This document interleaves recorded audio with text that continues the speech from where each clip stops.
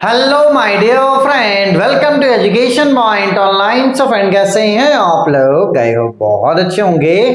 मेरे प्यारे बच्चों, आज हम लोग बात करने वाले हैं प्रोबेबिलिटी एंड स्टैटिस्टिक्स के सिलेबस एंड क्लास अनाउंसमेंट के बारे में फॉर आरजीपीवी यूनिवर्सिटी भोपाल। ऐसा मेरा प्यारा बच्चा जो अपना बीटेक आरजीपीवी यूनिवर्सिटी भोपाल से एफिलिएटेड किसी कॉलेज से कर रहा है और जिस बच्चे का ब्रांच एआईडीएस है, तो देखो बेटा, एआईडीएस ब्रांच के बच्चों को थर्ड सेमेस्टर में पढ़ना पड़ता है प्रोबेबिलिटी एंड स्टैटिस्टिक्स।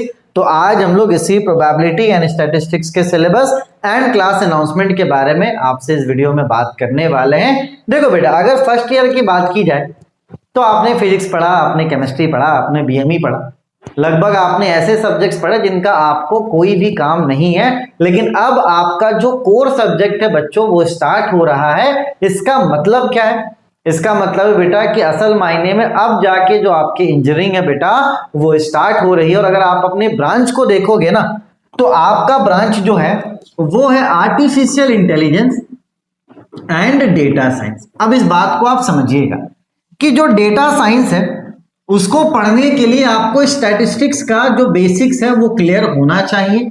और अगर आपको आर्टिफिशियल इंटेलिजेंस पढ़ना है तो आपका जो प्रोबेबिलिटी है वो अच्छा होना चाहिए, तभी जाके आर्टिफिशियल इंटेलिजेंस में बहुत ऐसी जगह पे प्रोबेबिलिटी का यूज होगा, है ना भाई। ऐसे तो आपके सिलेबस में नहीं दिया गया है। जाहिर सी बात है, प्रोबेबिलिटी का अपना एक यूज है और स्टैटिस्टिक्स का अपना एक यूज है बेटा।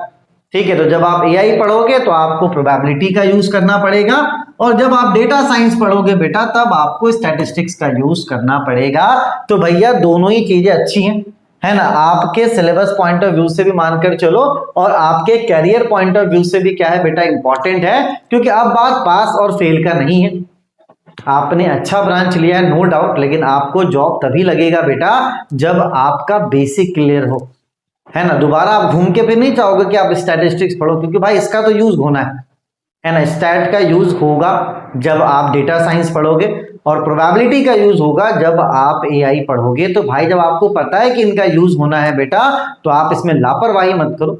फिलहाल पास और फेल के नजरिए से नहीं, आप इसको अच्छे से नॉलेज पॉइंट ऑफ व्यू से पढ़ो ताकि आगे चल के आपको कोई भी दिक्कत ना हो। ठीक है बेटा, चलिए। तो अगर मैं आपके सिलेबस की बात करूं तो सिलेबस में खिचड़ी बना हुआ है। खिचड़ी ऐसे क्या है बेटा कि यूनिट 1 की अगर हम बात करें तो यूनिट 1 में सिर्फ स्टैटिस्टिक्स का पार्ट है, लेकिन अगर यूनिट 2 की बात करें तो यहां पर स्टैटिस्टिक्स के साथ साथ आपका प्रोबेबिलिटी भी है। ठीक है, और अगर हम लोग यूनिट नंबर 3 की बात करें तो यहां पर आपका प्रोबेबिलिटी के साथ साथ स्टैटिस्टिक्स का खिचड़ी बना हुआ है, और यूनिट नंबर 4 में आपका स्टैटिस्टिक्स है। ठीक है, और यूनिट नंबर अगर 5 की बात करें मेरे प्यारे बच्चों, तो यहां पर सिर्फ स्टैट का पार्ट है। तो कहीं कहीं पे आप देख सकते हो कि सिर्फ स्टैटिस्टिक्स है और कहीं कहीं पर क्या है बेटा, प्रोबेबिलिटी मिक्स है। तो आपके लिए मैं क्या करूंगा बेटा, सबसे पहले तो जितना स्टैटिस्टिक्स वाला पार्ट है उसको मैं एक जगह पे कर दूंगा, और जो प्रोबेबिलिटी वाला पार्ट है बेटा उसको मैं एक जगह पे कर दूंगा। क्योंकि यूनिट वाइज आप पढ़ोगे तो कंफ्यूज हो जाओगे कि थोड़ा सा स्टैटिस्टिक्स पढ़ा, फिर प्रोबेबिलिटी, फिर स्टैटिस्टिक्स, तो ऐसे आपके दिमाग में खिचड़ी बन जाएगी, है ना। और भैया बहुत ऐसे लोग हैं जिनको खिचड़ी पसंद नहीं होता है। ठीक है, तो मैं क्या करूंगा, चीजों को अलग अलग कर दूंगा। स्टैट को मैं अलग कर दूंगा और प्रोबेबिलिटी है उसको मैं अलग कर दूंगा। ठीक है, चलिए। सबसे पहले तो आप क्या पढ़ोगे बेटा, सबसे पहले आप पढ़ोगे स्टैटिस्टिक्स वाला पार्ट। ठीक है, जो एज कंपेयर टू प्रोबेबिलिटी बहुत ज्यादा इजी है। प्रोबेबिलिटी से कंपेयर करें तो बहुत ज्यादा इजी है, लेकिन जब आप प्रोबेबिलिटी एक बार पढ़ोगे ना तो हो सकता है कि आपको प्रोबेबिलिटी सिर्फ और सिर्फ 30 से 40% समझ में आए, लेकिन जब आप इसको रिवीजन करोगे तो ये ऑटोमेटिकली 60 to 70% हो जाएगा। और जैसे आपके एग्जाम्स आएंगे बेटा जैसे एग्जाम्स नजदीक आएंगे आपका दिमाग खुलेगा और वो आपका 90% हो जाएगा।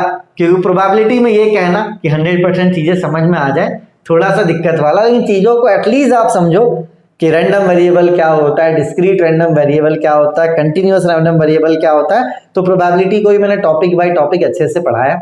आप अगर पूरे सिलेबस को कवर अप करोगे आराम से, जो आपके प्रीवियस ईयर क्वेश्चंस हैं वो भी बन जाएंगे बेटा। तो बस आपको क्या लाचार नहीं बनना कि अभी आप इसको सिर्फ एग्जाम में पास फेल के लिए पढ़ लो और आगे फिर अगर आप डेटा साइंस का कोर्स करने जाओ तो वहां पर फिर से आपको स्टैटिस्टिक्स पढ़ना पड़े।